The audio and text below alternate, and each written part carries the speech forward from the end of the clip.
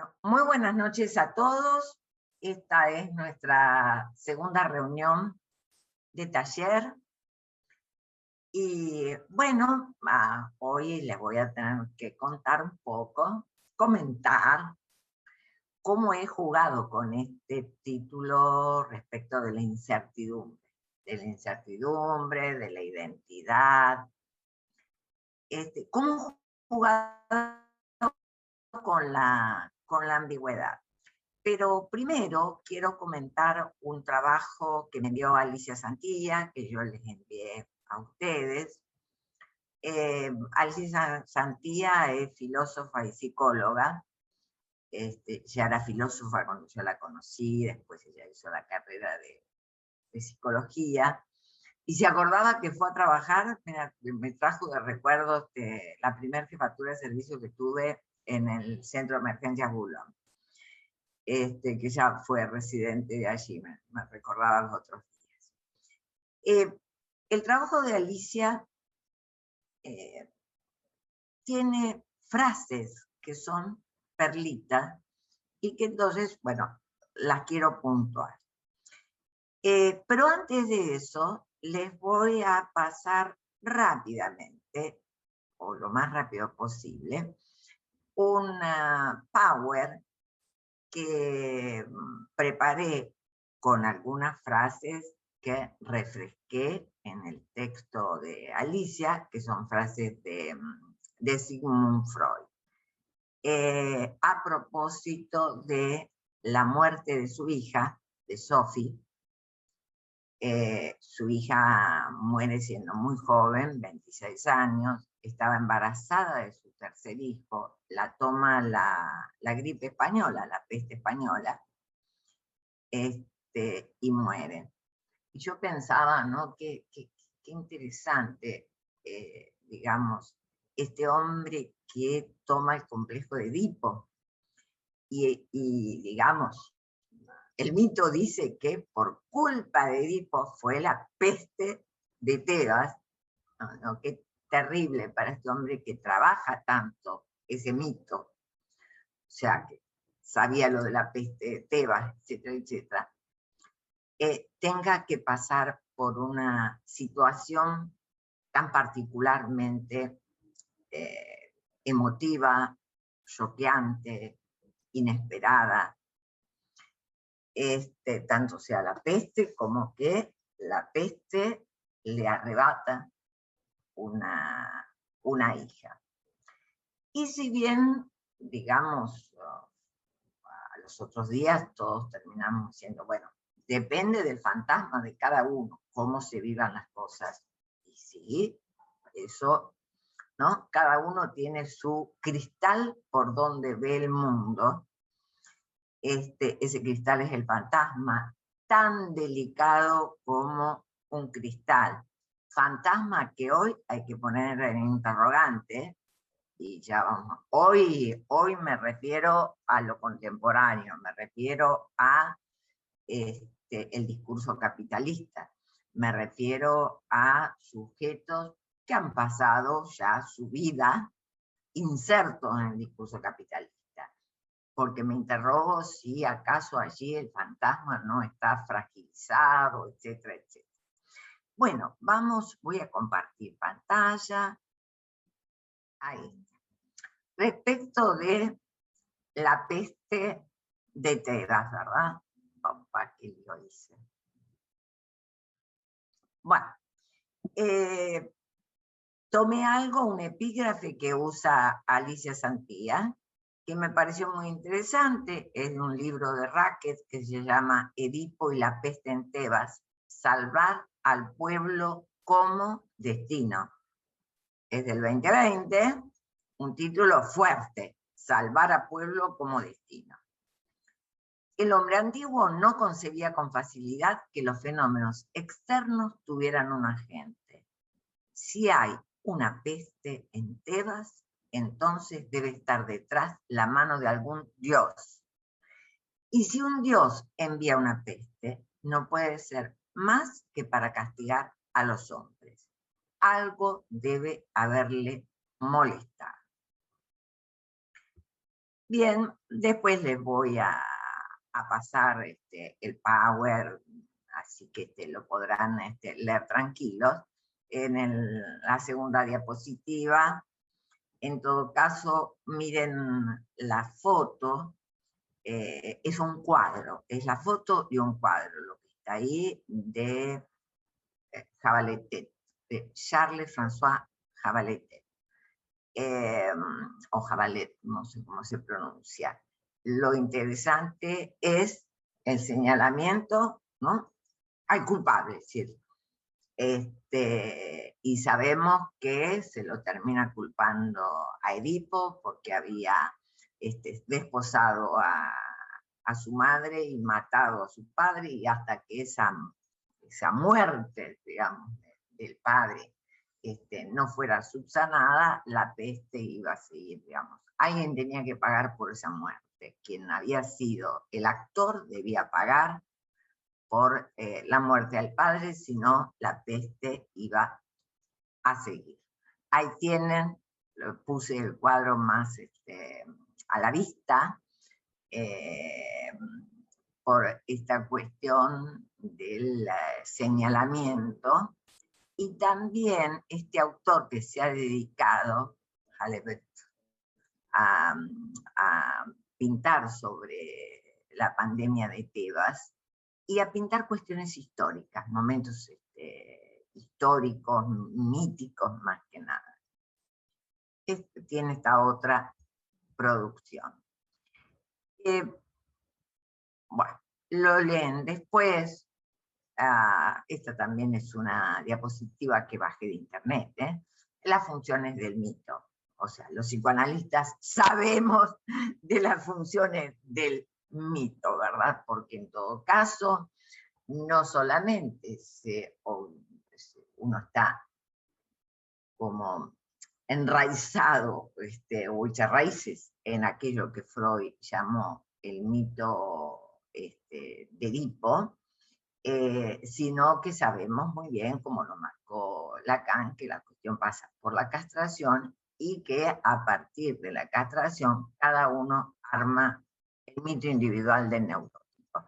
Pero en todo caso, sí sostenemos esta cuestión de el armado de la propia historia como un mito que se relata. Bien, dejamos de costado, estas cosas ya ustedes las conocen, y yo lo que quiero traerles es algunas frases de Freud para reflexionar un poco, aprovechando las palabras del padre del psicoanálisis. Porque si bien, digamos, uno puede decir, bueno, los analizantes siguieron su curso, cada uno su análisis, cada uno siguió hablando de su mito individual en el neurótico, etcétera, etcétera. Bien, a ver, los neuróticos no están ajenos a lo que pasa en el mundo externo, los psicóticos tampoco. Y los neuróticos, bueno, tienen sus modos de vivir lo que pasa en el mundo externo, porque en todo caso hay algo, lo digo ahora, lo tenía pensado decir después, pero bueno, hay algo que todos sabemos, y es la dependencia que el yo tiene respecto del semejante. Dependencia con pros y contras, en fin. Pero entonces, si se tiene esa dependencia imaginaria con el semejante, esa dependencia al lenguaje, a ese otro del lenguaje, que nos da una ubicación determinada, bien, no podemos, no podemos aislar los dichos de un paciente en un laboratorio, los dichos de un analizante, ¿verdad? En un laboratorio. Cada uno ha creado su propio laboratorio, como quien diría, en el mito que trata de interpretar su mito individual, cada persona lo interpreta a su manera.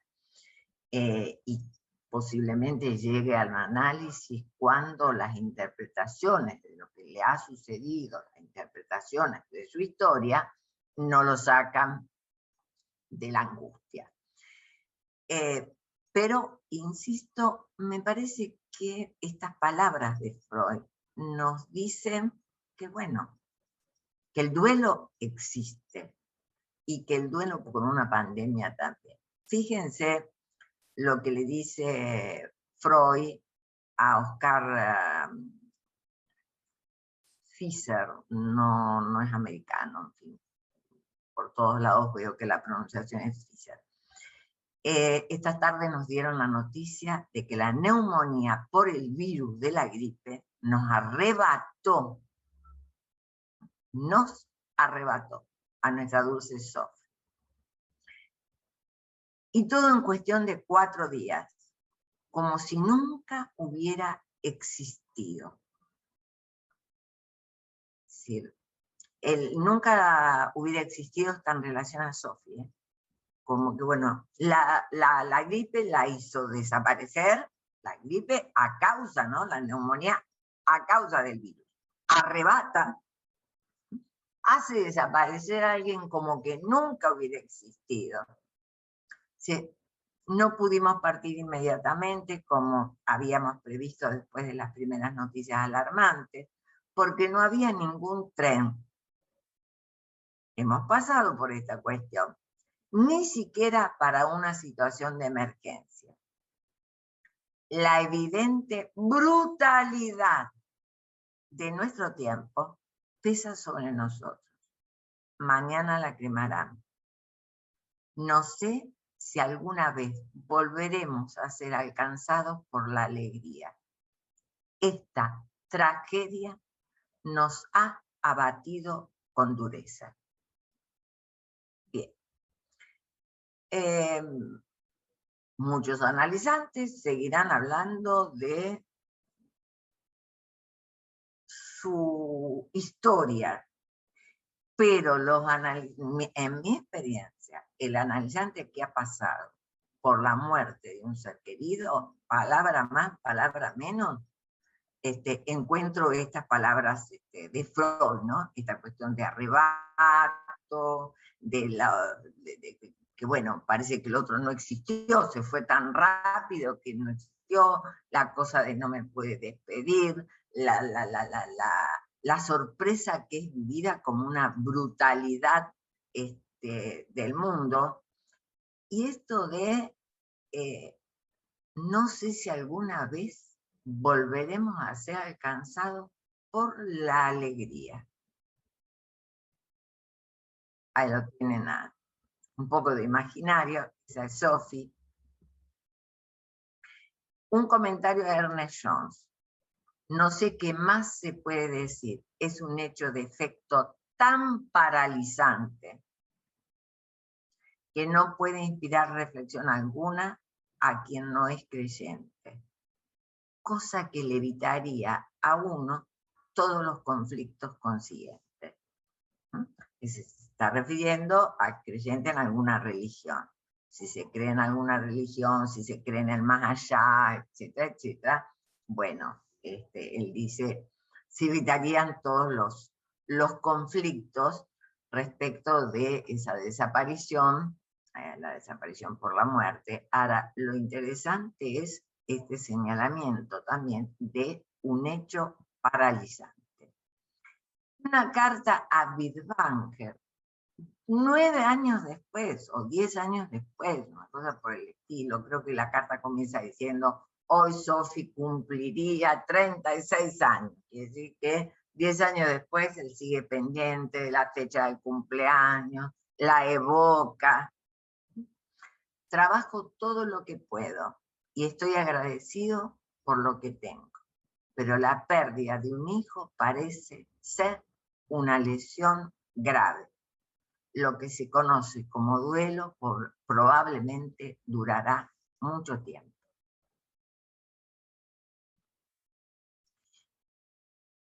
Bueno, a veces la vida da estos sopapos.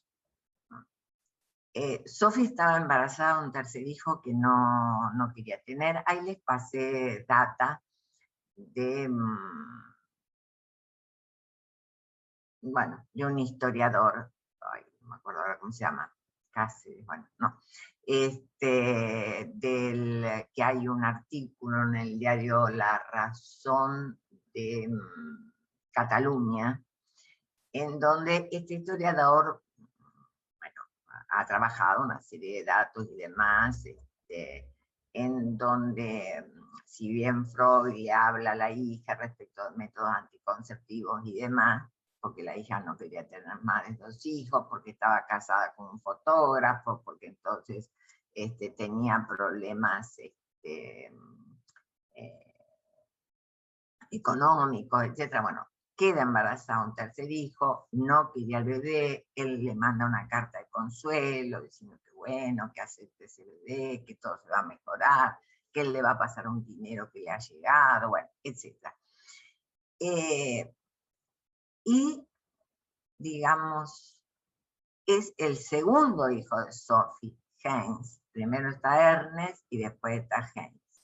El segundo hijo es, digamos, el predilecto de Freud. Freud lo reconoce. Y este chiquito muere por tuberculosis a la edad de más o menos 5 años.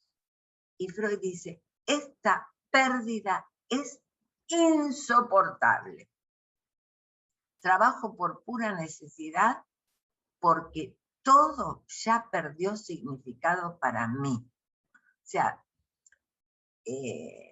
a ver, estamos en el año 23, donde está trabajando en Yo y el Ello. No, la muerte de Sophie fue más o menos coincidente con Más allá del principio del placer. Y acá está la carta esta, que, digamos, habla con Ernest John, son comentarios, ¿verdad? A Ernest John y a Lajos Levy. Bien, ese hombre que pone toda su cabeza para armar la segunda tópica, del otro lado dice eso, trabajo por pura necesidad porque todo ya perdió significado para mí. Cuando Heine murió, me cansé, era como un sobrenombre, Heine, me cansé para siempre de la vida. Desde que murió ya no les presto atención, referido a los otros nietos. No encuentro goce en la vida. Sabemos que el dolor agudo que se siente después de una pérdida tan grande seguirá su curso, pero también sabemos que permaneceremos inconsolables y nunca encontraremos un sustituto.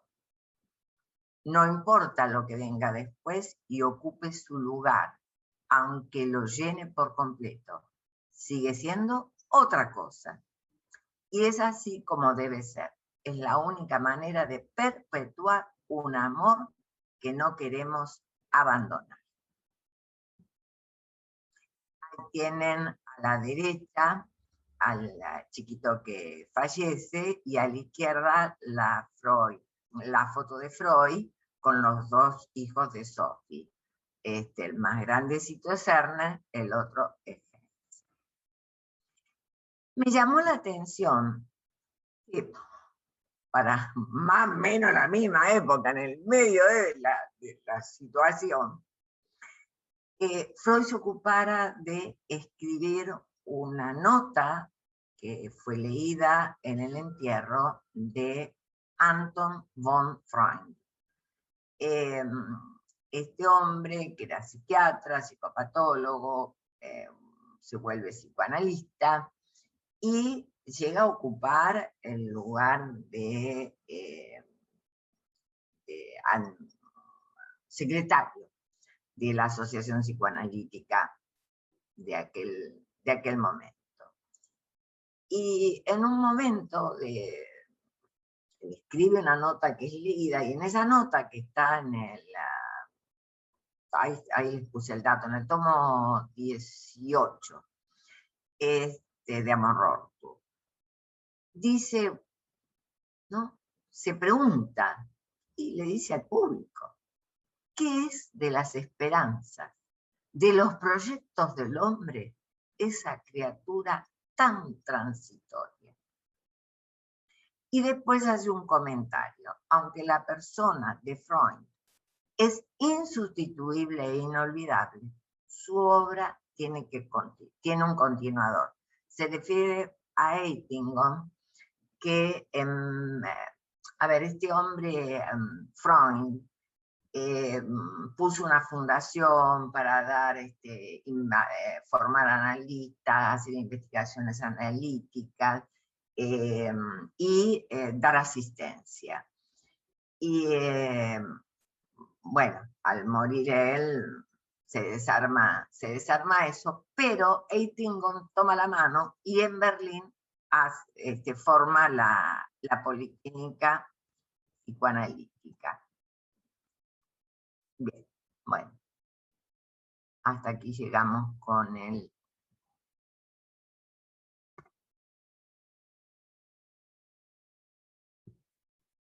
pago. Bien, ¿qué cosas quiero resaltar del trabajo de Alicia? Ese epígrafe, recordar lo vivido por Freud, digamos,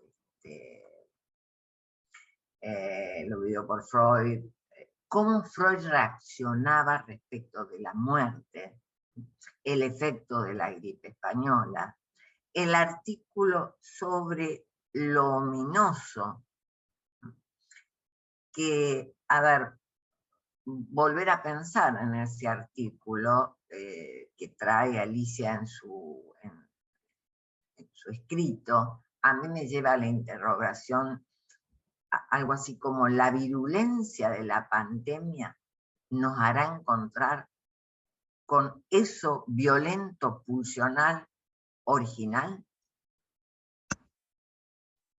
Porque vieron que la pandemia al principio parecía un efecto de, digamos, como que la gente era más solidaria y después no estuvo tan solidario, ¿no? Como en la época de Tebas, se tenía miedo al contagio, la gente moría sola porque nadie quería acompañar al moribundo para no contagiarse, la gente perdió el contacto social, etc. Es decir, lo que cuenta el mito de la peste de Tebas, bueno, lo hemos vivido y lo seguimos viviendo. Bien, Alicia también se pregunta por, bueno, ¿qué es eso de estar a la altura de las circunstancias? De que el analista tiene que estar a la altura de las circunstancias. Y dice, bueno, en esta pandemia, preguntarse por el lugar del analista no es pequeña cosa.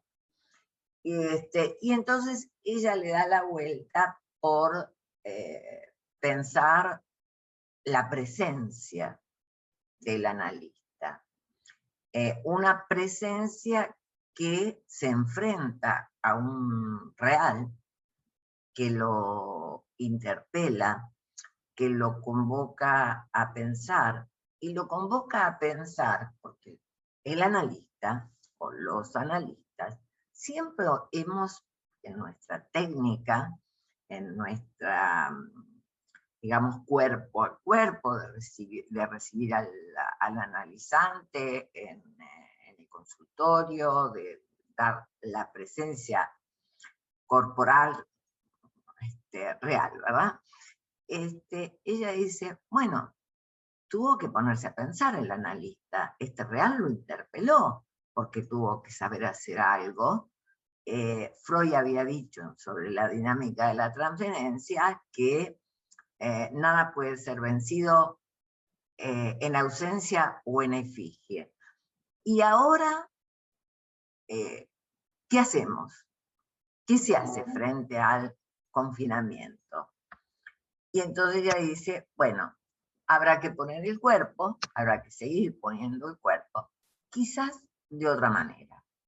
Dice, esto ha obligado a los analistas a renovar su posición. Y entonces me pareció interesante lo que es la relación que ella hace con ese renovar su posición. Y la relación fue, bueno, Freud dio ejemplo de esto. Freud creó el psicoanálisis dejando de costado el saber médico, haciendo caer el saber médico. En la medida en que él dejó caer el saber médico, pudo escuchar. También otra cosa que trae Alicia es lo que ya hablamos los otros días, de que los analistas no estamos por fuera del miedo o de la angustia por la muerte de algún familiar, de amigos, etcétera, etcétera, etcétera. Entonces ella dice, esto es un momento realmente muy singular, extraño y novedoso, y me interesó mucho, y lo rescato, ella dice que hacer lazo entre colegas es un trabajo de ética y de responsabilidad acorde a este tiempo. Me pareció una puntuación de primera línea, ¿verdad? Aludir a, bueno, a ver, hagamos lazo porque necesitamos, como humanos que somos, necesitamos poder hacer lazo, porque en la medida en que hagamos lazo es que después, en el momento de trabajo como analistas, podemos ubicarnos en el de ser. Y por el otro lado, a su vez, es un trabajo ético y una responsabilidad, no solamente por la necesidad social del analista, sino también para poder compartir las experiencias, ¿no?, que se tienen como analista. Ahora bien, yo les decía de entrada, bueno, vamos a ver un poco esta cuestión de la incertidumbre, de la identidad. Y lo primero que se me ocurrió, porque seguí la línea de malestar en la cultura, el porvenir de una ilusión, recordando ese texto de Porvenir de una ilusión, me ocurrió rescatar del texto que la ilusión no es una expresión de deseo, es otra cosa. La ilusión es un rasgo fundante, porque vivir para el humano, que está hecho de discurso, que está hecho de genealogía, que está hecho del deseo del otro, y cuando digo del deseo del otro y digo genealogía, hay allí la inserción en el tiempo.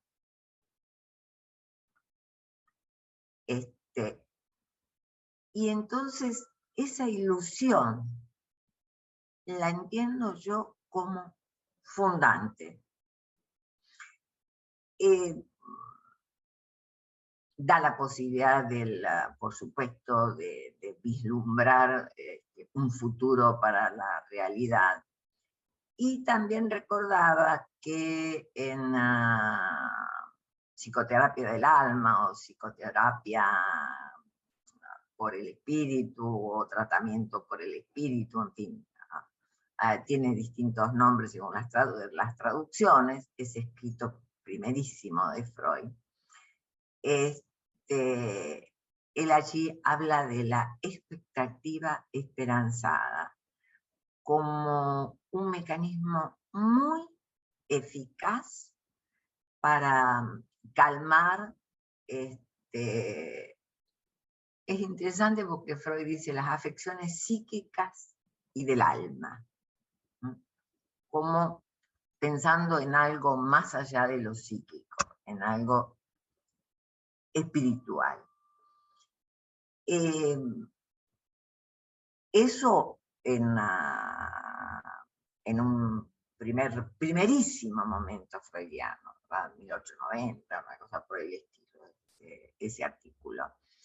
En la otra punta de la obra de Freud, en Análisis terminable e interminable, Freud se pregunta, refiriéndose al humano como el pobre diablo, por cuál sería la actitud ideal para poder enfrentar la vida, los malos momentos de la vida. Y entonces dice, bueno, las respuestas solo se encuentran en nuestros análisis. Frente a eso me pregunté, bueno, ¿cómo se sostiene la expectativa esperanzada actualmente? ¿Qué nos dice la clínica?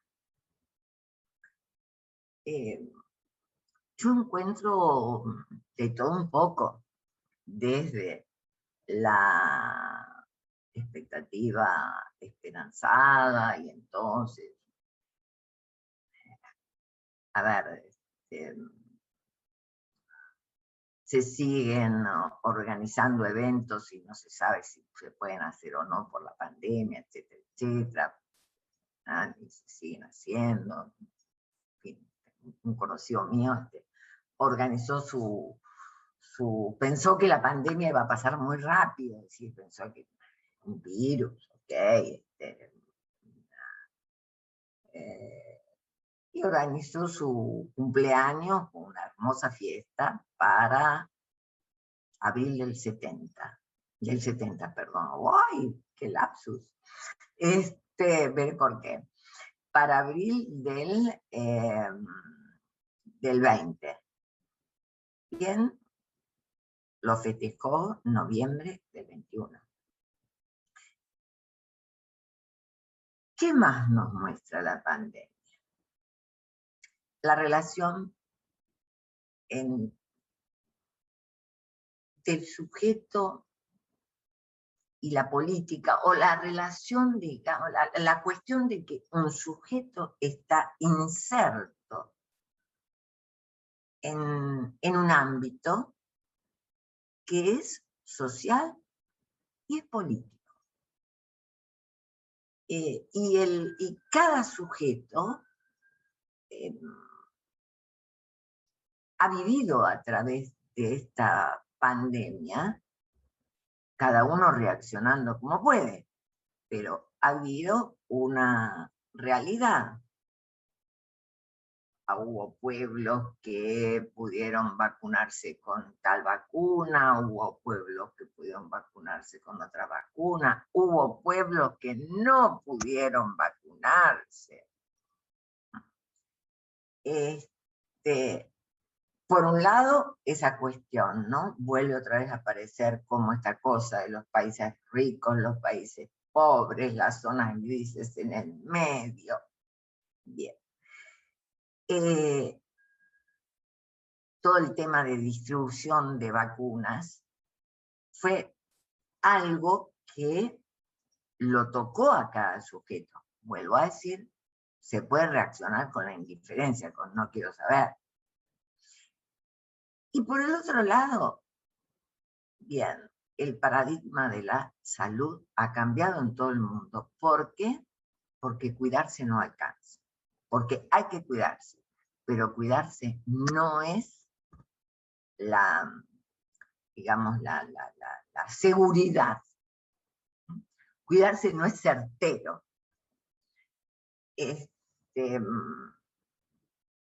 Ahora bien, los voy a ir acercando a mi hipótesis.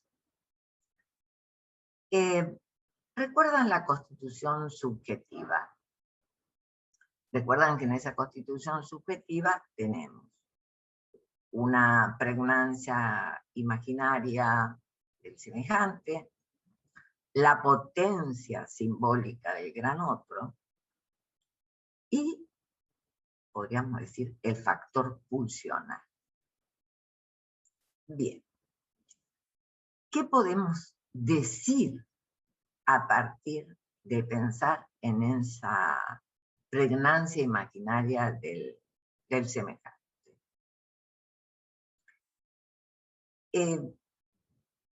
Freud fue el primero que captó el valor del semejante. Sabemos que en psicoanálisis el primer complejo no fue el complejo de Edipo, sino el complejo del semejante. Y Freud, digamos, a esa relación con el semejante, a la identificación, no identidad, identificación. Con el semejante Freud le llamó ideal del yo. Como si, bueno, el semejante nos ofreciera un modelo logrado. Sabemos que no es más que una suposición. Suposición que, bueno, tiene cierta promesa de integridad que tranquiliza. Digamos, a la fragmentación libidinal, la imagen del otro le presta andaderas al sujeto, es lo que se llama el lugar del semejante como lugar de usufructo. Y hay allí todo un juego de identificación muy particular, todas las identificaciones imaginarias que las trabaja Freud, las trabaja Lacan, ¿verdad? Donde juegan el amor, el odio, la envidia, la rivalidad, bueno, todas las pasiones narcisistas. El transitivismo de lo imaginario lleva a que el gesto del otro se confunda con el propio y viceversa. Acuérdense que en el estadio del espejo Lacan hablaba del transitivismo. Y el transitivismo, el que puede producir que un niño que pega a su compañero, después llora denunciando que el otro es el que le ha pegado. Digamos, fantasma fundamental. Es la base. Freud vio la cosa, Lacan, digamos, Freud estuvo más del lado de ver el contagio de las identificaciones, la identificación histérica, el contagio, etcétera, etcétera. También Freud, eso en un principio, después ya en psicología de las masas, en fin, él ve toda la cuestión de la influencia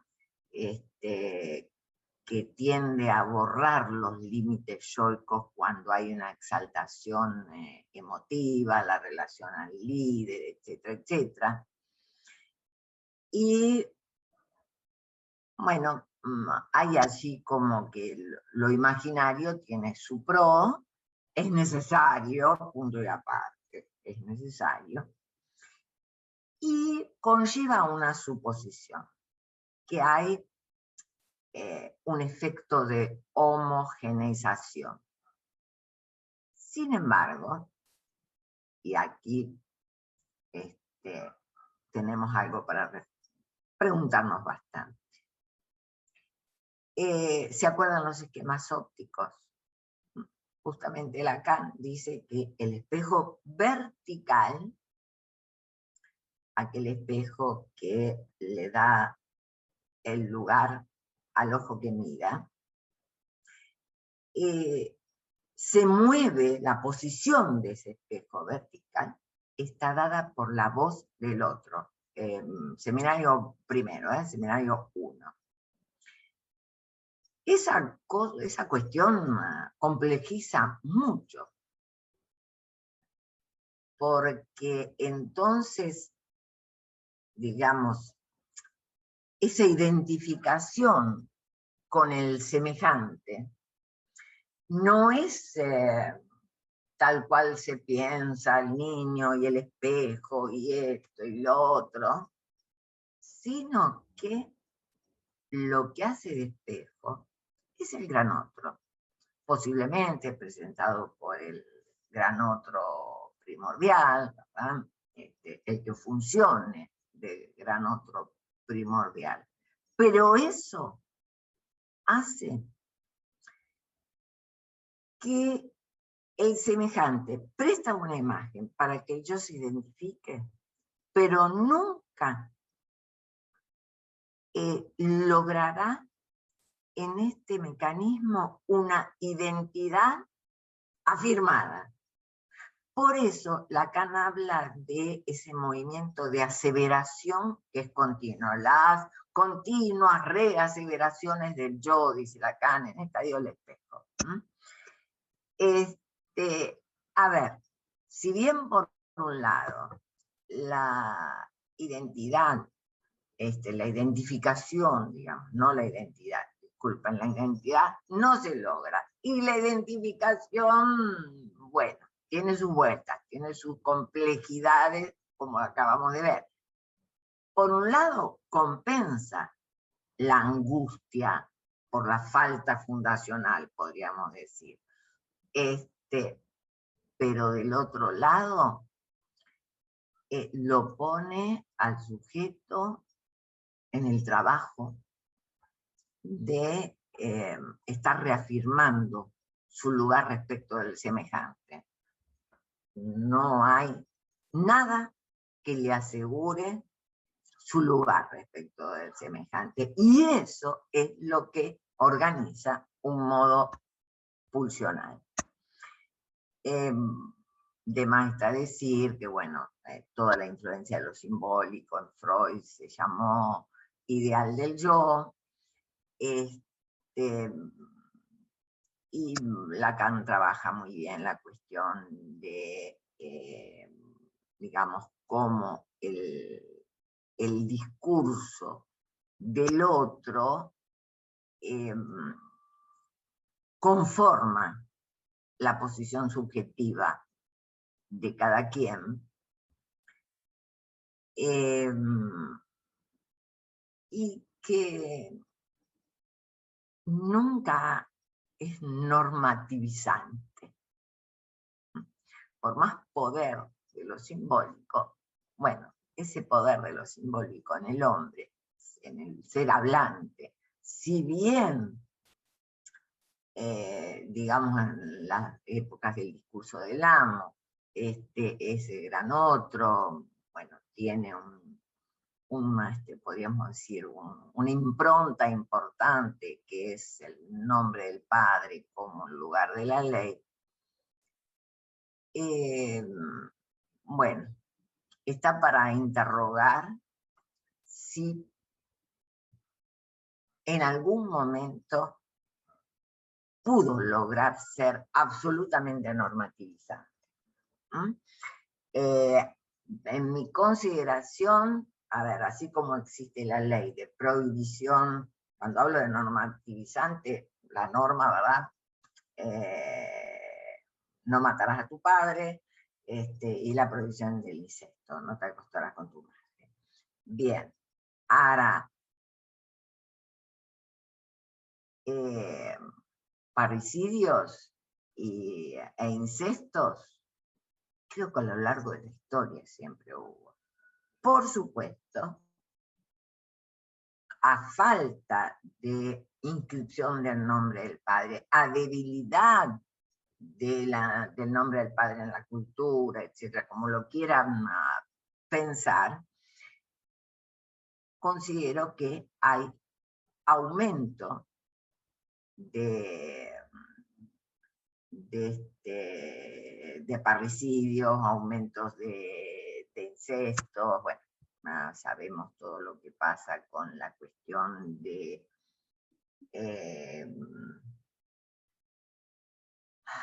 no sostenerse, el sujeto pareciera no poder sostenerse frente a la diferencia respecto del otro. Quizás porque el gran otro no le certifica su valor, ¿no? Hay algo que en el estadio del espejo Lacan nos enseña. Quizás sea un poco imaginario, pero bueno, lo que va a decir es que, digamos, quien le certifica al niño que esa imagen que está viendo en el espejo es el otro, ¿no? Dice, bueno, cuando el chico gira la cabeza hacia el otro, lo que está certificando ahí es el valor que tiene para el otro. No solamente la imagen, sino el valor que él tiene para el otro. Pongo caras, hago gestos y demás, como para decir, bueno, veníamos atrapados, como digo yo, en el discurso capitalista, lo cual esa pregunta, ¿quién soy yo para el otro? ¿Qué lugar ocupo para el otro? Venía muy resquebrajada y por eso al humano le fue, digamos, le fue necesario vivir, aceptar, adaptarse, tomar, no sé qué expresión es la mejor, quizás es tomar, insertarse en un mecanismo de doble fetichización. La fetichización no solamente el objeto le da un lugar al sujeto en el discurso capitalista, sino la fetichización del logo, ¿no? Como lo presenta Severiano en su tesis. Y este tema del logo lo hemos hablado mucho. Y entonces, respecto de este sujeto, hijo del discurso capitalista, hijo de este gran otro en donde, digamos, sobre este gran otro tiene incidencia que el S1 puede cambiar de nombre. Es interesante. Y que el S1 hace incidir sobre el valor de verdad, cambia el valor de verdad continuamente. Y eso incide en el saber, en el gran otro. Entonces, claro, a ver, si el valor de verdad se cambia continuamente, lo simbólico se empobrece y entonces el sujeto queda como más necesitado, podríamos decir, expuesto, entre necesitado, expuesto, que no le queda otra, a decir algo de sí mismo, a identificarse, con comillas la palabra esa, ¿verdad? Al objeto. Al objeto, al logo, qué sé yo, de ahí, bueno, todos salimos usando remeras que llevan algún nombre, como si uno no tuviera un nombre propio.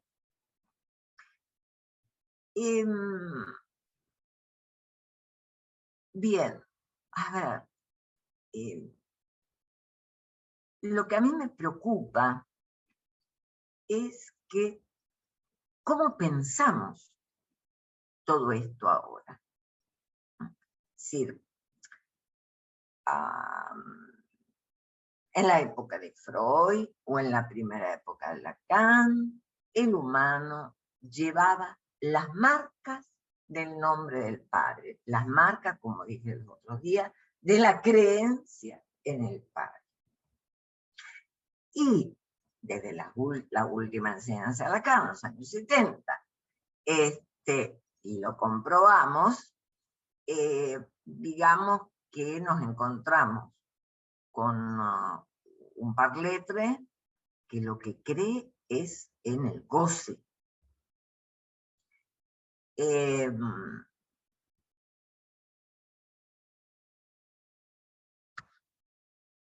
Ahora bien, por eso, porque cree en el goce, es que hay ese empuje al goce, ¿verdad? Hay debilitamiento simbólico, empuje al goce, ese empuje al goce obviamente lleva a la violencia, etcétera, etcétera. Y ese sujeto es el que está atravesando esta peste. Ahí sí que yo diría bien, la peste española, de la gripe española del siglo pasado, la sufrió un sujeto que me parece es distinto al sujeto actual. Y que los analistas no nos tendremos que preguntar. Estoy hablando de sujeto y digo, es distinto porque el gran otro es distinto, porque el discurso es distinto. Entre el discurso de Adamo y el discurso capitalista hay una gran diferencia. Ahora bien, dejando de costado un poquito esto,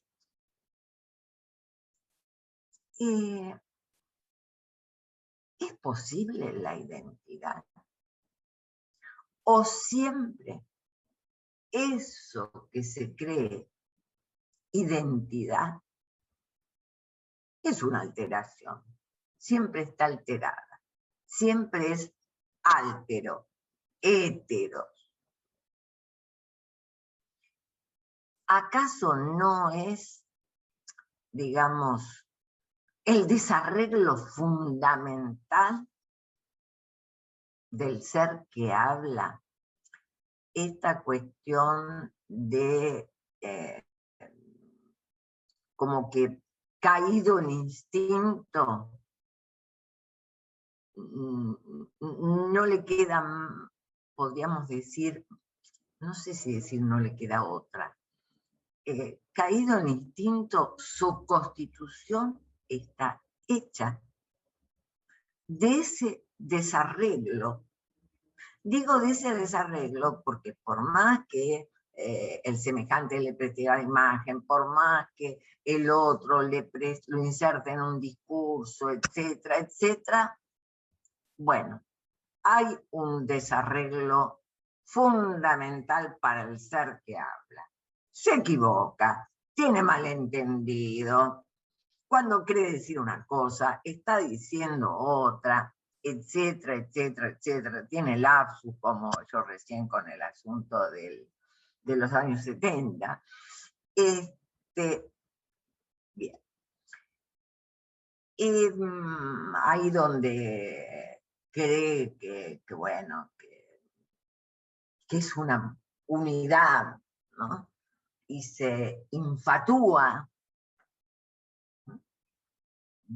Vivimos en un mundo en donde hay mucha gente, muchas personas infatuadas.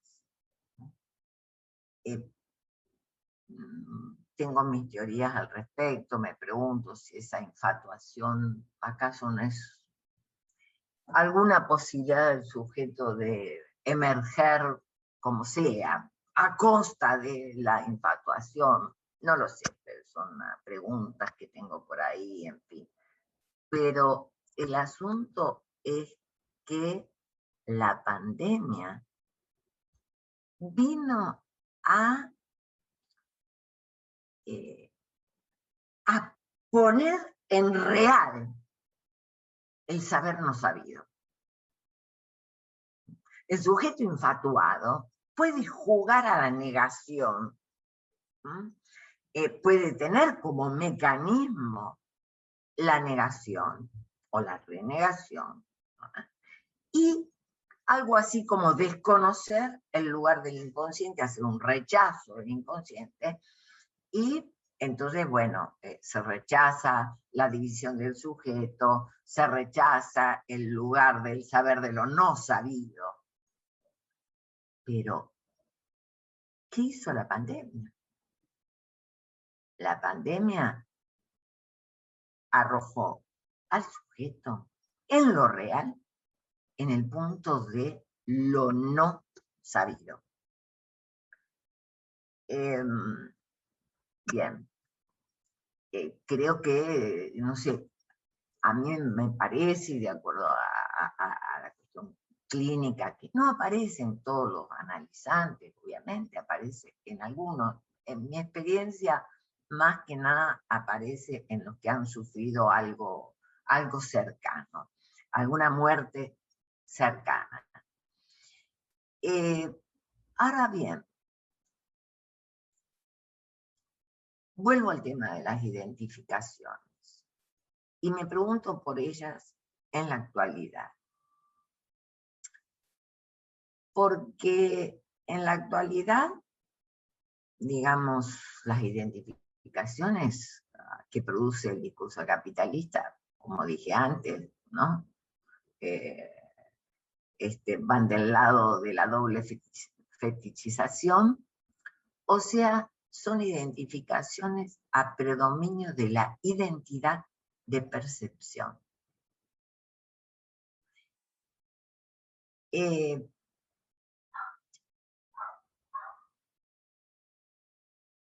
Y bueno, esa identidad de percepción que el discurso capitalista, que a través de la identidad de percepción, el discurso capitalista logra la relación con el objeto, el consumismo, etcétera, etcétera,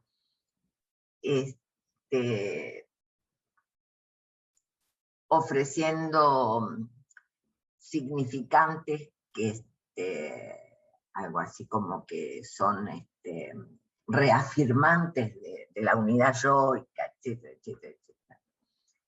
Yo me pregunto por si acaso los nuevos significantes no vinieron a conmover o a quitar la certidumbre que daban todos esos logos. Por supuesto, cada uno lo que puede, ¿no? Entonces habrá quien apenas abrió el shopping, salió corriendo al shopping a adquirir todos esos significantes que están en todos los shopping del mundo. Pero con distintas siglas, en el mundo, en un momento determinado, los logos cayeron y aparecieron significantes en Argentina: ASPO, DISPO, cuidate.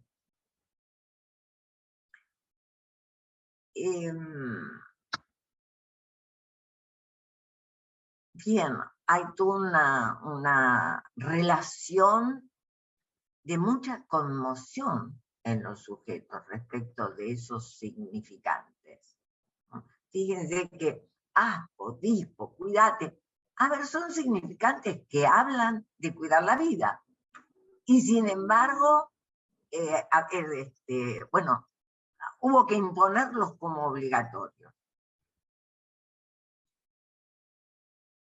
Entonces pregunto, más allá de que se vive una invasión de lo real,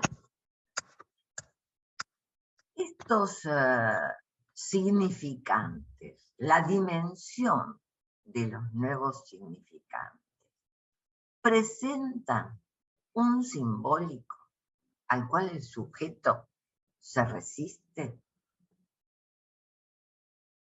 ¿Será una nueva relación al simbólico? presentará un nuevo cruzamiento simbólico real. Veremos después. Esto hay que dar tiempo para saber cuáles son los efectos. Yo hablaría de efectos y hablaría de efectos respecto de la incidencia de las identificaciones subjetivas, ya sean imaginarias o simbólicas. Y a su vez me interrogaría, como analista, ¿verdad? ¿Cómo incide la pandemia en lo pulsional? Bueno, creo que se desprende todo lo que dije, que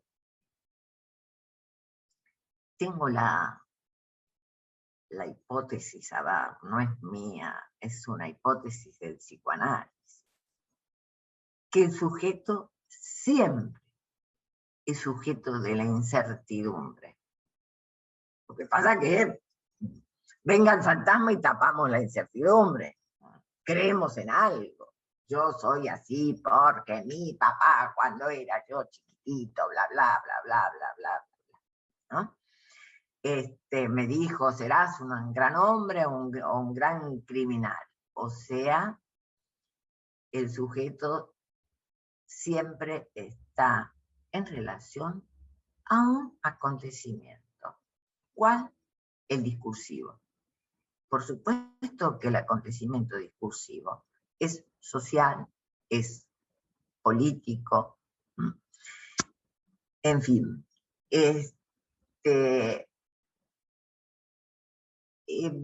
El acontecimiento, más allá de lo que diga Agamben, pero desde Agamben, tomando cosas que dice Agamben, y bueno, pensándola como psicoanalista, ¿no? A ver, el acontecimiento es el hecho que sucede, posiblemente, pero ese hecho que sucede, hoy los pintores hablaban de la percepción,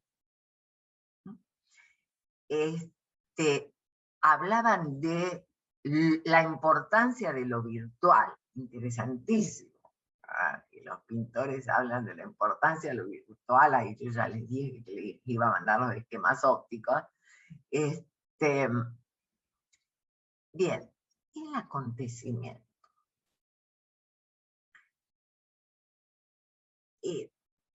A ver, la incidencia del acontecimiento en la subjetividad es como hecho de discurso. Como hecho de discurso en el sentido de que ese acontecimiento va a ser vivido de acuerdo a cómo cada uno se posiciona respecto al gran otro. Sabemos que uno de los nombres del gran otro es el mundo. El cuerpo, el mundo. Bien.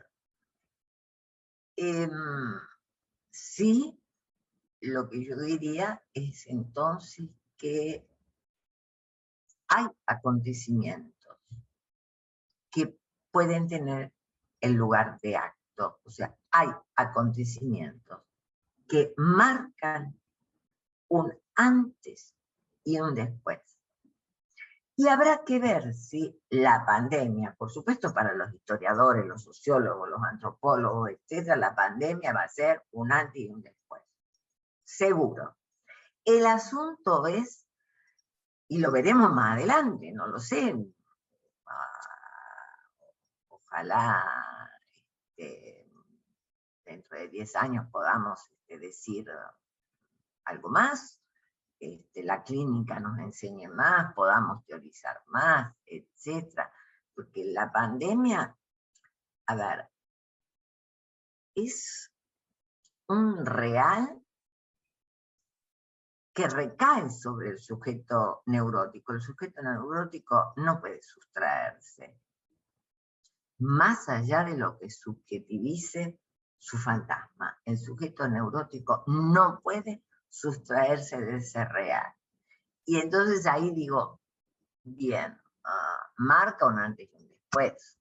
Este, no sé cómo se acomoda el fantasma a eso. Cada quien lo que puede, pero igual, bueno, dirá el tiempo. Creo que sí. Me pregunto también si acaso la pandemia será ese real desnudo que puede hacer mutar el discurso. Hasta ahora no. Hasta ahora ese efecto no lo veo. Porque, bueno, doy un ejemplo. El tema de la mercantilización de las vacunas nos sigue hablando del discurso capitalista y de un sujeto inserto en ese discurso capitalista, etc. No obstante, pienso como para alargar algo y reflexionar, quizás haya llegado el momento máximo en donde algunas ideas de Agamben se plasmen en la realidad. Agamben dice, medio sin fin, página 116, eso es para Marcelo, que me lo preguntó el viernes pasado. La política contemporánea es este experimento devastador que desarticula y vacía en todo el planeta instituciones y creencias, ideologías y religiones, identidad y comunidad, para luego volver a proponerlas en una forma definitivamente viciada de nulidad. Otra frase de Agamben: la indiferencia entre violencia y derecho, naturaleza y lobo, propio e impropio. Otra: hay un nexo indecible entre viviente y lenguaje, en que la ley, el lenguaje, se mantiene en relación con el viviente, retirándose de él, abandonándolo a su propia violencia. Bien, retomé a Agamben como para, no sé, poder dar un cierre a lo que quería hablar hoy, a esta propuesta de la identidad no existe, hay una falta fundamental que hace que la identidad no existe, lo certero no existe, somos sujetos de incertidumbre, pero no la arreglamos con el fantasma. La pandemia viene a agujerear el fantasma del sujeto del discurso capitalista, digamos que estaba débil. Esta invasión real viene a agujerear ese fantasma, o ese agujero en el fantasma, en fin, se me ocurre llamarle agujero. Descubrimos, bueno, las diversas fragilidades del fantasma. ¿Tendrán algún tipo de arreglo con este nuevo cruzamiento simbólico real? Que hay un nuevo cruzamiento. Digamos, así como en un momento primero yo pensé, bueno, es una invasión del real. Sí, es una invasión del real.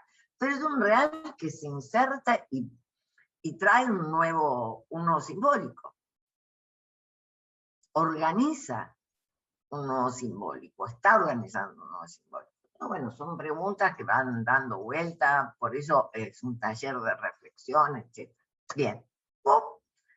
Les paso el bochín a ustedes.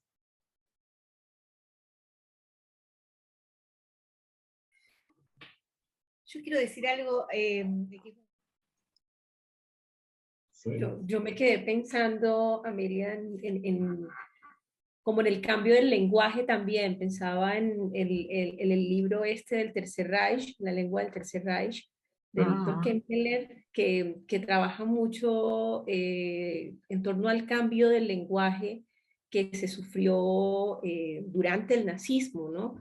Y cómo eso fue marcando formas discursivas que aglutinaban ciertas subjetividades. Y cómo también en este mundo pandémico, digamos, estos 2 años, nos tocó habitar un lenguaje que inicialmente fue un lenguaje de guerra, combatir, héroes, los médicos, los profesores, no sé qué, ahora a pasar a un lenguaje casi negacionista, de aquí no, que me parece una renegación muy peligrosa. Y de paso quiero compartirles más bien una experiencia que tuve ayer. Fue mi primer día de retornar a clases después de 2 años. Yo misma experimenté la negación por un momento. Yo iba caminando hacia el salón de clases y dije, bueno, hay que cuidarse. Yo ¿En la misma, universidad? en la En la... universidad, presencial. Y venía hablándome, diciéndome como, bueno, ¿cómo va a estar? Voy a saludar. Y realmente es allí donde, bueno, la división subjetiva aparece, ¿no? Entro al salón de clases y digo buenas y se me rompe la voz. Y yo dije, ¿cómo voy a...? Les dije, chicos, buenas tardes, estoy... No, ya me tocó decirles. Y dije, miren, no se imaginan lo que es llegar aquí, o sea, es muchas cosas, pero aparte es pensar en un mundo y en la transmisión luego de esto, ¿no? Porque uno estuvo 2 años pensando también en el acto de transmitir, cómo hacerlo detrás de una pantalla, pero cuando llegas y encuentras, bueno, chicos que tienen mucho miedo. Hoy solamente hablaba con un estudiante que está en investigación y me decía, profe, yo habitaba un mundo mejor cuando estaba en pandemia. Lo mejor que me pudo pasar fue la pandemia.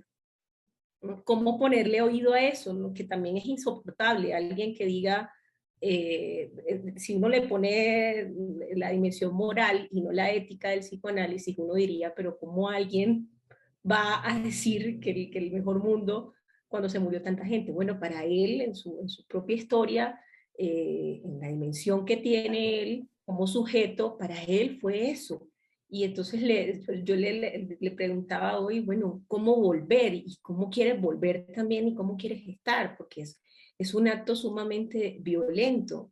Entonces, pues, yo me lo pensaba mucho en el proceso incluso formativo, la transmisión, ¿no? ¿Cómo llegar y negar esto? Entonces yo, la verdad es que los puse a hablar, los puse a jugar, nos pusimos a jugar, ¿no?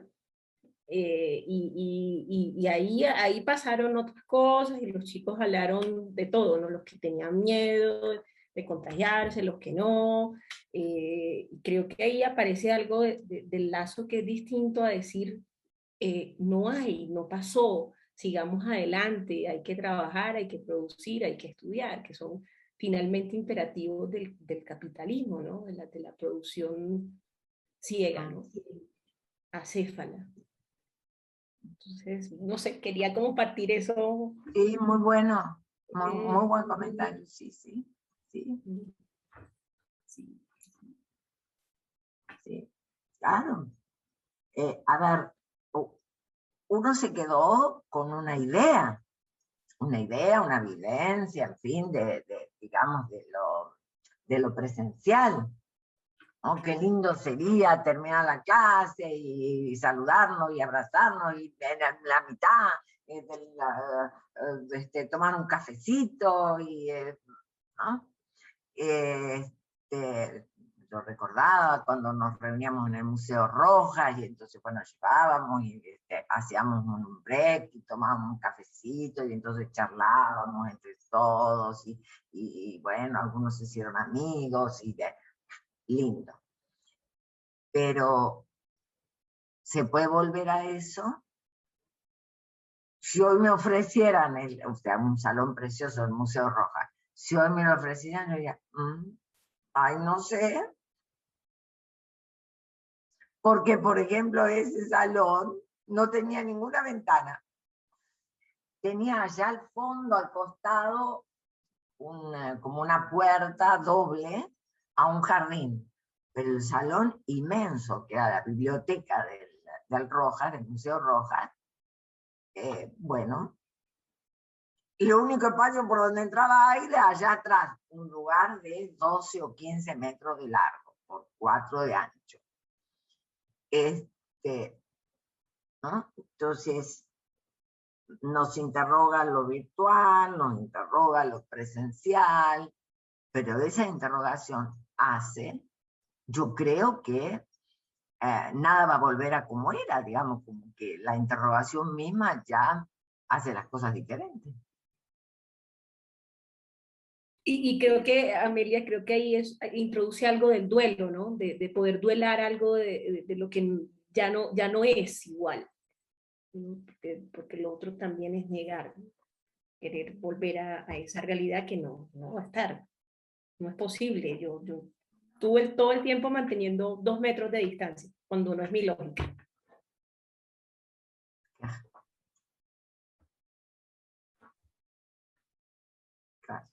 Yo quisiera mencionar algo. Buenas noches a todos. Buenas noches, Diana. Estaba yo pensando con lo que usted comenzó hoy, profesora, y es sobre el mito. Porque, bueno, algo que me estaba cuestionando mucho durante que le inició este año, y es en esa transición en la que nos vemos todos arrojados, ¿no? Volver a la presencialidad.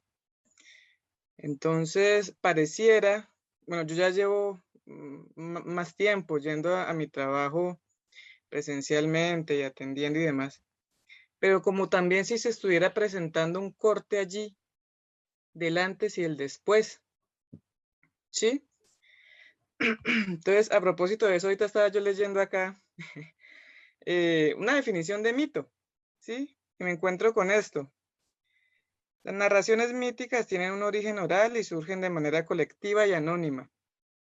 A medida que se transmite de generación en generación, experimentan transformaciones, se alargan, se acortan, cambian los nombres de los personajes, entre otras. Estos cambios dan lugar a diferentes versiones y estas, en algún momento, pueden ponerse por escrito. Entonces, intentando, espero no hacer una relación tan salvaje, a propósito de este corto tiempo en el que, tan corto tiempo, tantas cosas que hemos venido atravesando, digamos, a través de las narraciones, que tanto de mítico también se está convirtiendo esta experiencia próxima que acabamos de atravesar tan fuerte. Hablemos del 2020-21, pero ya el 2022 hay un corte, ¿no? Volvemos a la presencialidad.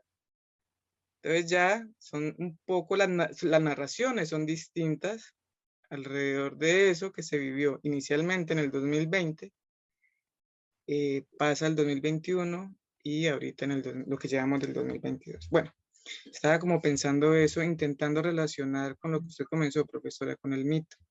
Con el mito. Digamos, con la estructura y la función del mito. Entonces, bueno,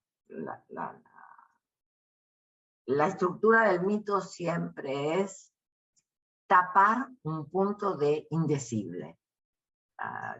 Pensada desde el psicoanálisis, ¿verdad?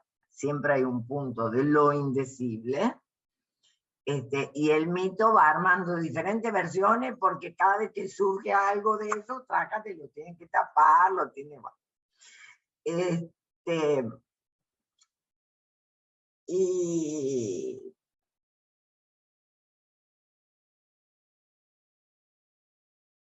hay que ver qué mito se va a armar, no lo sé, ¿no? Porque si bien es cierto, a ver, yo he hablado con colegas que están, que digamos, están atendiendo casi en forma continua a nivel presencial. Pero entonces, algunos han puesto en su escritorio la pantalla de acrílico. Que se siente el consultante del otro lado del escritorio, pero han puesto la pantalla de acrílico. Por cuidado de sí mismo, por cuidado del otro. Y las ventanas abiertas, mucha distancia con el paciente, digamos. O sea, no se vuelve a lo antes tal cual, a lo de antes tal cual.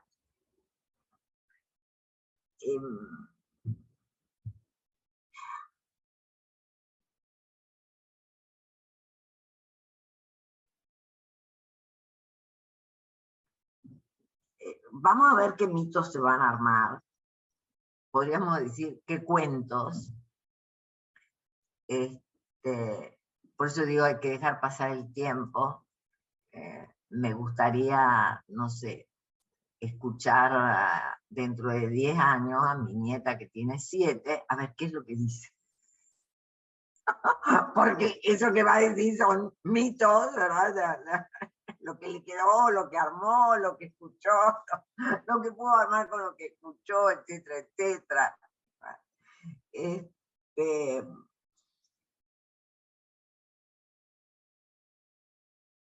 Pero creo que la vuelta a la presencialidad no es la vuelta como si nada pasó, no es la vuelta a lo de antes, nada pasó, todo está igual a antes.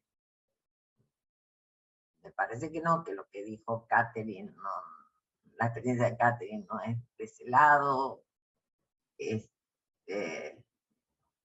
Vos, Diana, pensás que la vuelta es la vuelta a la presencialidad. No, es más, eso que antes, pensarlo de antes del 2020, 2019 para atrás, podría convertirse en unos años más adelante en algo también de mito, ¿no? Porque es sí. que, es decir, por las transformaciones en las que nos encontramos a partir de la llegada de la pandemia, y ahora no es que la pandemia esté yendo, sino que estamos en otro momento de ella, ¿sí? Que se percibe de una forma como distinta, porque ya hay una vacuna, bueno, ya como varios asuntos. Que se puede hablar. Va a haber esta cuestión de, había una vez. Ajá, que se puede hablar en un tiempo de esta peste como hoy usted nos presenta la de Tebas y demás pestes que se han vuelto relatos. Entonces me parece muy interesante retomar esto del mito con lo que empezó, profesora, porque en ese momento estamos como en el ombligo, ¿no? En el ombligo del momento histórico, pero sin dejar de lado qué tan mítico también, y también, no sé, ir viendo el protagonismo que también se va haciendo en la construcción de mitos. Sí. A mí me parece que luego de, creo que no podemos volver a una normalidad como la entendimos después de tanta muerte y de tanta, creo que el despliegue de la pulsión de muerte, ¿no? De una cantante que se contagia a propósito para ganarle al virus y termina muerta. O sea, creo que hay un abanico de cosas que han pasado y que siguen pasando, ¿no? Que me parece que pensar en una nueva normalidad, complejo, ¿no? Digo, más se va pareciendo a la epidemia de la peste de Tebas. O sea, cada vez el mecanismo de la represión funciona menos, tanto individual como social. O sea, por todos los avatares, ¿no?, sociales que se están viendo, ¿no? Es complejo. ¿Qué secuelas, comillas, secuelas, ¿no? Me quedé pensando en lo del mito. Con lo cual, digamos, a ver, yo jugaba con esta cuestión de la identidad alterada, como si con esta sé que, a ver, no hay identidad. Pero del otro lado jugaba con esto de todo lo alterado. ¿no? Con esa pretensión de identidad que está alterada. Y que va, creo que la pandemia pone sobre la mesa esta cuestión de alteridad del sujeto.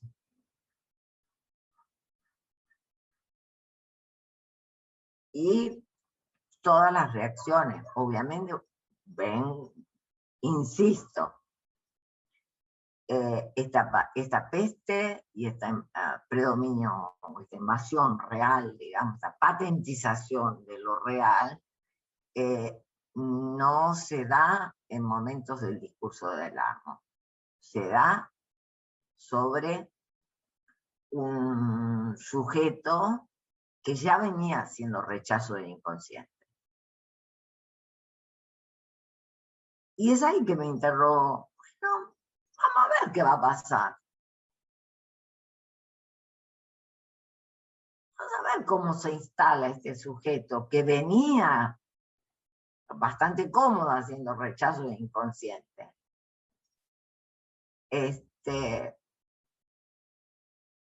Vamos a ver qué va a pasar en relación a las palabras raras, a estar ¿no? en relación a las palabras raras.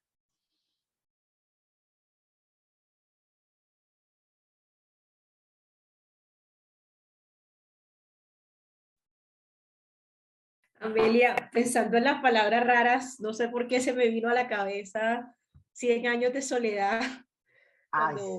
Cuando Gabo habla de la peste, del insomnio que azotó Macondo, ¿no? Y justamente lo que empieza a aparecer es la felicidad primero de la gente porque tenía más tiempo para hacer cosas y la vigilia y demás, que fue un poco, que se me parece mucho a lo que pasó al comienzo de la pandemia, ¿no? Todo el mundo volcaba a hacer muchas cosas con la sensación de que el tiempo era una cosa expansiva.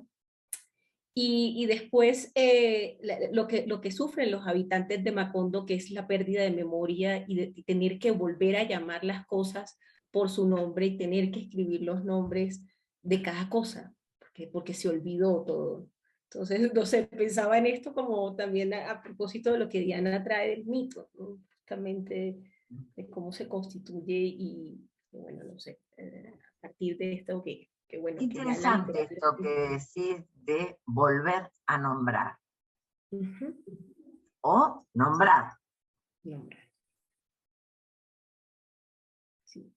Sí, tuvieron que volver a etiquetar todos los habitantes. Entonces, se me parece mucho a esto, ¿no? Como que ahora ahí me trajo, bueno, yo soy lectora me gusta mucho la literatura de Gabo, y otra vez vuelve un poco digamos, él hace alusión a una peste, ¿no?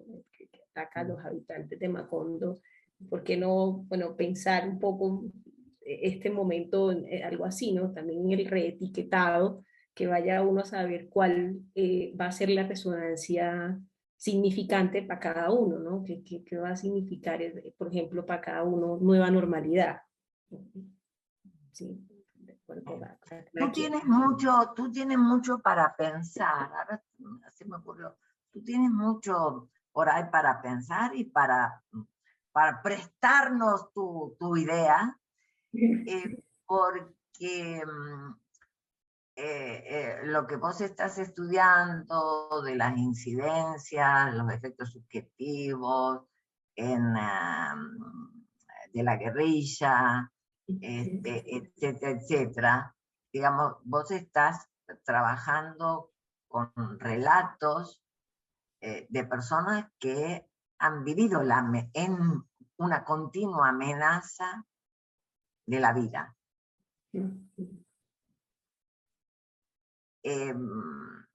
Capaz con más códigos que esto.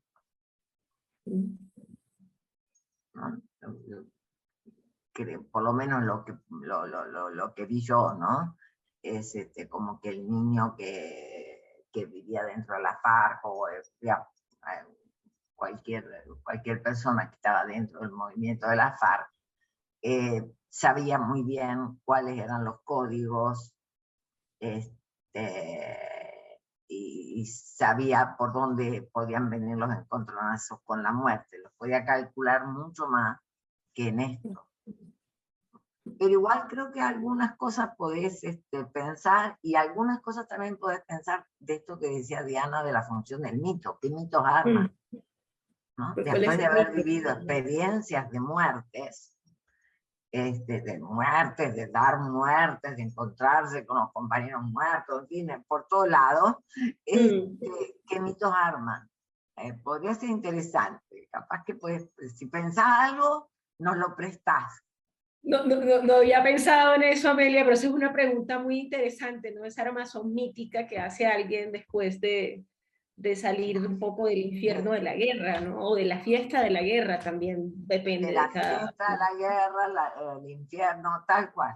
De la fiesta al infierno, pero allí has encontrado un hilo conductor del armazón del mito, de la fiesta al infierno. Sí, hice clic ahora con esa idea. Lo podía revisar.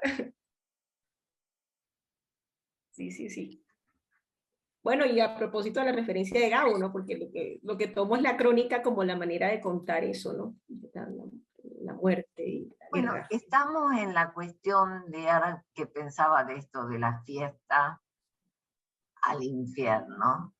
Pensaba en lo que el mito de la horda primitiva que arma Freud, mito psicoanalítico, mito armado por Freud, en donde, bueno, después de asesinar al padre, están de fiesta, y después de la fiesta viene la culpa, o sea, viene el infierno de la culpa. De la culpa, el arrepentimiento, etcétera, etcétera, y de ahí la necesidad de ley.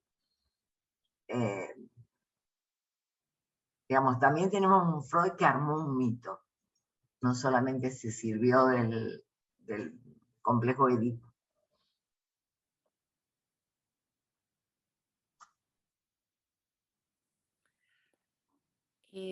Yo quisiera comentar algo ¿Sí? Que tiene que ver con, no solamente con la pandemia. Yo creo que una cosa colectiva que sí impactó muchísimo y que sigue impactando mucho, yo sí creo que hay una conciencia de antes y después, a pesar de todo el negacionismo que ha existido. Es que cuando enfrentamos la pandemia, enfrentamos una situación nueva para lo cual ninguno sabía hacer absolutamente nada, ni podía protegerse, y estamos hablando de mucha letalidad. Nuestro escenario actual en este momento es otro. Eh, Aunque mucha gente se ha negado a vacunar, las vacunas se han bajado la severidad. Yo tengo otra experiencia que ustedes, pues porque yo soy médica, soy paliativista, y yo sí tuve que ver los enfermos y los muertos, ¿sí? Y y enfrentar la angustia terrible de no saber qué es lo que está pasando, de no poder hacer absolutamente nada, y tener que establecer un protocolo para avisarle a la familia que no puede ver a su enfermo, que no podemos hacer nada y que se va a morir prontito.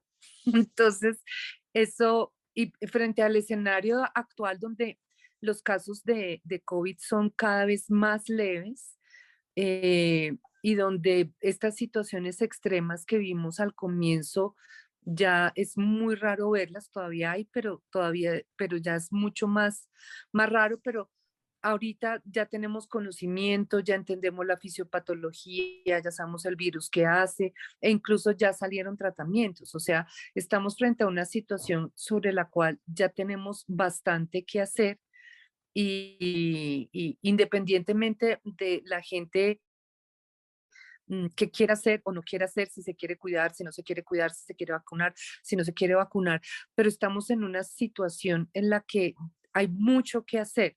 Entonces yo me puse a pensar en otras situaciones de cuidado paliativo en las cuales estamos justamente en la situación de, bueno, la enfermedad está progresando y ya no hay nada más que hacer para detener o curar la enfermedad. Y ya sabemos que en corto plazo te vas a morir o nos vamos a morir. Y yo estaba pensando en el procesamiento que se hace y definitivamente uno sí acude a los mitos, como tú mencionas, o a estas cosas fantasmáticas y entonces nos cogemos de cosas que nos permiten evadir la angustia y la incertidumbre frente a la muerte inevitable, porque ya sabemos que es inevitable y que si queremos negar su inevitabilidad. Entonces acudimos a todas las creencias religiosas. Ahora hay una gran cantidad de corrientes de medicina alternativa que se toman de manera mágica. Están todos los tratamientos mágicos, o sea, está toda la mitología tratando de darle soporte a la persona hasta que la persona tiene que enfrentar la situación y lo que le obliga a enfrentar la situación es un hecho real, es su cuerpo está cada vez peor. Y es muy interesante ver que la familia es posible que nunca salga de su mito, que no entienda, es la persona enferma la que primero se da cuenta que está enfrentando esa realidad, un cuerpo que se está muriendo, un cuerpo que está doliendo, que ya no funciona, que ya no tiene energía, e incluso aparece el deseo de querer morir frente a esa cantidad de sufrimiento. Entonces, a mí me parecían como muy interesantes tus reflexiones, porque en ese procesamiento uno sí ve esas situaciones, cómo enfrentar de verdad la incertidumbre de la muerte, porque es inevitable, pero sabemos que viene, que ya se anunció, diferente a cuando uno se muere con un accidente, ¿sí? Pues ya, se accidentó y se murió. Pero cuando la muerte está anunciada, hay un proceso de cambio. Y en ese proceso de cambio, lo que yo he observado es que la persona que está enferma, porque eso lo hace solamente la persona que está enferma, no lo hace su familia, es ella la que está enfrentando la situación, sí cambia su configuración del mundo. Y cambia en primer lugar porque su cuerpo ya no se puede relacionar igual que antes, porque es un cuerpo agotado, es un cuerpo que duele, es un cuerpo que ya no funciona bien. Entonces, su forma de relacionarse y de concebir el mundo cambia, incluso las cosas que son importantes y las que no son importantes también cambian. Y cambian todas las decisiones, o sea, decisiones que aparecían tomadas cuando estaban mucho más fuertes. Ahora que están en el proceso de deterioro de su cuerpo, es como si todo su sistema de valores cambiara y ese cambio en cómo configuran el mundo hace que entren en un estado como de una especie de comunicación con su familia, porque sus familias no entienden ellos en qué están viviendo, ¿sí? Y con mucha frecuencia tienen que vivirlo como en soledad. Entonces, esa es como una experiencia de enfrentar la incertidumbre eh, como mucho más cotidiana, más allá de la pandemia. Ahora bien, a mí me parece que con los temas de las pandemias también suceden fenómenos sociológicos que uno no entiende como también, ¿sí? Entonces, todo este tema negacionista también tiene que ver con manipulación de otro tipo, de tipo político, de tipo social. Hay otras corrientes sociológicas que están interviniendo ahí para poder acallar como voces que quieran decir, mire, estamos frente a un problema real que toca enfrentar. Y para mí no es como tan fácil la comprensión.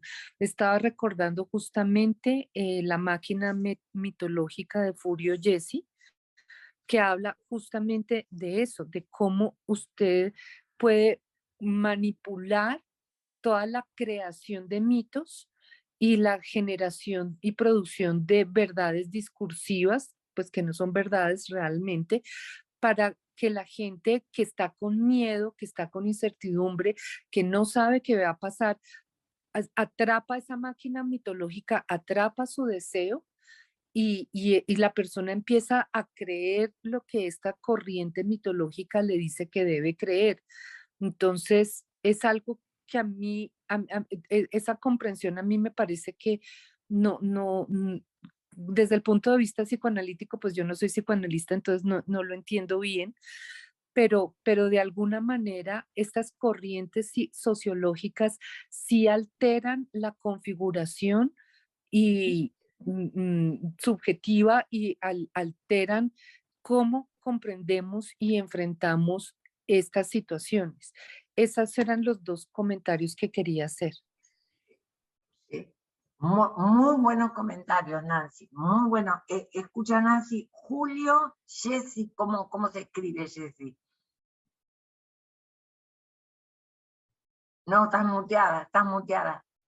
No es Julio, es Furio. Furio, Jessy. Jessy es con J, J-E-S-S-I latina. Furio Jessy. Es un autor italiano. Ok, lo voy a buscar. Está muy bueno. Así se llama el libro, La máquina mitológica. La máquina mitológica. Está Es muy Bueno. interesante. Muy buenos los dos comentarios, desde esta cuestión de lo que has vivido y demás, los cuidados paliativos, y esto de algo que vive el sujeto, que sabe que va a morir, porque sabe que su cuerpo lo va a dejar, digamos, que su cuerpo no resiste. ¿Cómo lo puede vivir esa persona diferente al resto, a la familia y demás? Yo tengo un recuerdo, pero tendría que volver a conseguir el trabajo, no sé si lo tengo. A ver, en una revista salió un artículo post-mortem de Diego García Reynoso. Diego García Reynoso fue un psicoanalista que era de la APA y fue de la primera decisión de la APA, ¿cómo se llamaba? En relación a la muerte, tenía un... Bueno, sí, no me acuerdo ahora el nombre del grupo que armaron cuando se fueron de APA, él, su esposa y todo un grupo. Pero el artículo es en relación a que todo lo que lo iban a ver cuando él estaba muriente eran colegas de él, amigos de él, pero psicoanalistas. Dice, se supone que un psicoanalista puede hablar de sexo o puede hablar de la muerte. Pues todos le llevaban algún regalo, hablaban de cualquier cosa, y él dice, me dejaron solo. Que no tenía con quién poder hablar de lo que le pasaba en su cuerpo, de que se le aproximaba la muerte. En donde lo que entiendo es, por un lado, digamos, tiene una fuerza muy grande, y pasa esto de que la familia por ahí no quiere hablar, o los amigos no quieren hablar, y dejan sola a la persona. Y por el otro lado, me parece que a nivel de estructura, el encuentro con la muerte es un encuentro, digamos, muy único. Digamos, es como una soledad inevitable. ¿No? Creo que encierra una soledad muy inevitable, que es intransmisible esa relación con ese cuerpo muriente. En fin, algo he escuchado, acompañé a una analizante médica, hizo un cáncer, mejoró, después empeoró, bueno, todas las vueltas que puede dar un cáncer, hasta que estuvo con morfina como 3 o 4 meses, porque no le querían aumentar la dosis, lo cual, ¿no?, hizo una letanía muy difícil, muy difícil. Y ella lo que me decía es que no dejaba de pensar, por más que estaba como aletargada con la morfina. Igual,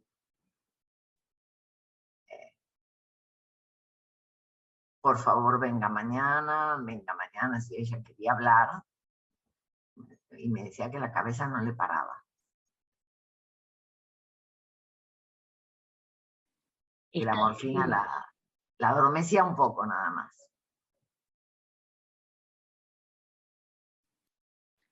Perdón, escribió Baribar, pero dice que no quiere tomar la palabra, ¿sí? Sí, sí. Lo ¿Qué leo. escribió? Leo lo que dijo.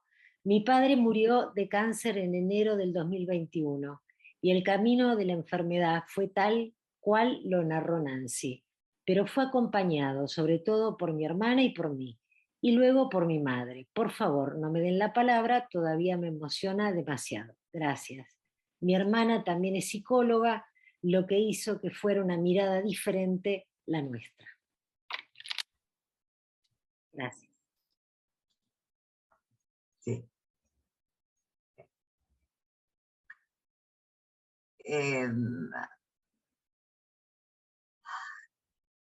Si el familiar puede, pero la medicina acá no lo permitió, la cuestión de que el familiar pueda acompañar.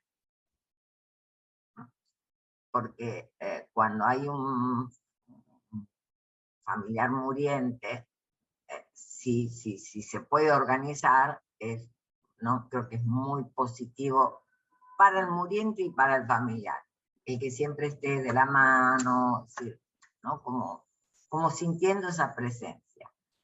Pero en estos casos, por lo menos todo el momento, no sé ahora, los 2 años que hemos vivido de pandemia no permitían ni que se los visitara, ni velorio, ni nada. A cremación, ¿no? De la terapia intensiva a la morgue a cremación. Eso fue un recorrido terrible, ¿no? Porque el nuevo encuentro del familiar con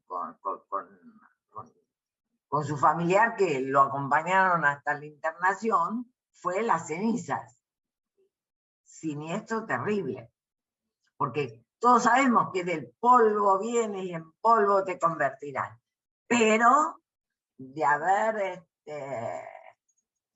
digamos, acompañado a un familiar hasta el sanatorio y te dijeron, no, usted no puede entrar, a que te entreguen cenizas,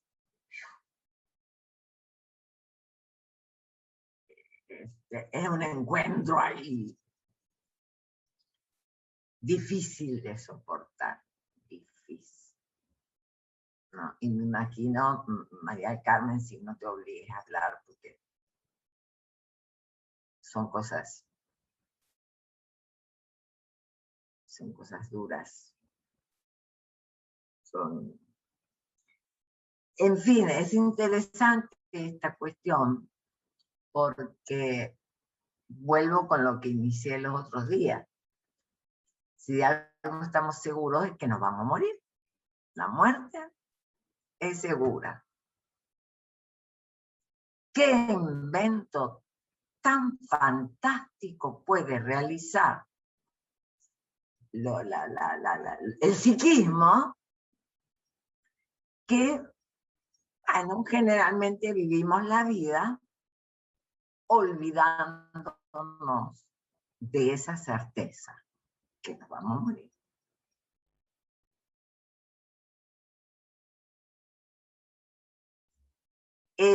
Capaz sea a veces pienso que que puede llegar a ser como que eso permite el empuje del deseo, que el deseo a veces permite, organiza vidas. La abuela de una amiga mía siempre decía, un nieto más, después me muero, pero un nieto más. Se murió de 104. Bárbara, estaba, a ver, así valía la pena vivir también, ¿no? Es decir, estaba muy bien la señora, lúcida, activa, con su cuerpo sano, etc. Ahora, el tema que tocó Nancy es un tema fuerte, que la debe haber movido mucho. Yo hago así porque las veo así. Nancy está acá y María del Carmen está acá. Pero es la cuestión de encontrarse a sí mismo con un cuerpo que va a morir y que te señala que te vas a morir. Es ahí. Por eso lo pienso como un espacio de soledad muy particular. ¿Sí? Y en donde todo cambia. Posiblemente. ¿No? Porque la dimensión de la... Sí, todo cambia.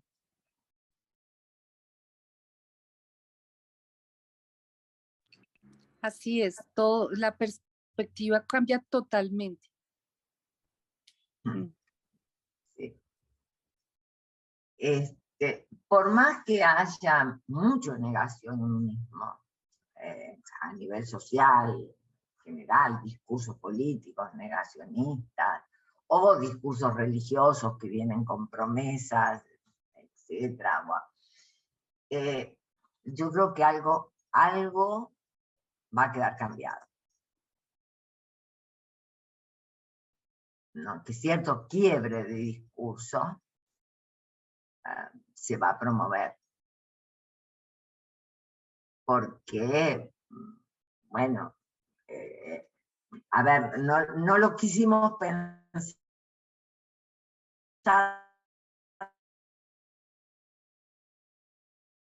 tan nítido. Bueno, el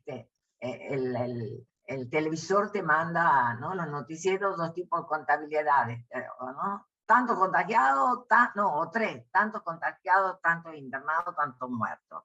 Punto. Pero si pensamos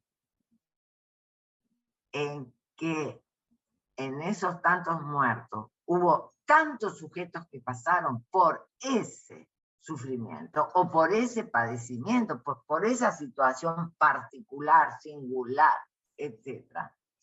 Creo que eso debe dejar una marca en la genealogía, como dejó marca en la genealogía las guerras. A ver, no todos los inmigrantes son iguales. Hay algunos que hablan de su país, de dónde provienen, maravilla, y bueno, no había mejor que eso. Y otros que no pueden hablar, no podían hablar del pasado.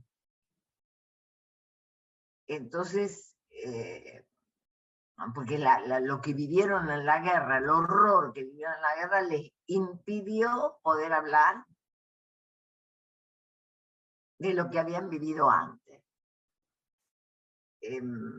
Bueno, son, pero creo que va a haber marca.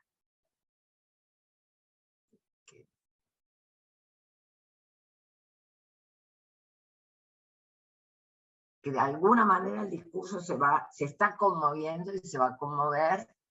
Bueno, los jóvenes psicoanalistas dirán después algo, espero y creo. Un Pues, abrazo, gracias. yo disfruto mucho tus escritos. Chao. Chao. Chao. Un beso, Gracias. hasta el martes. Nos vemos.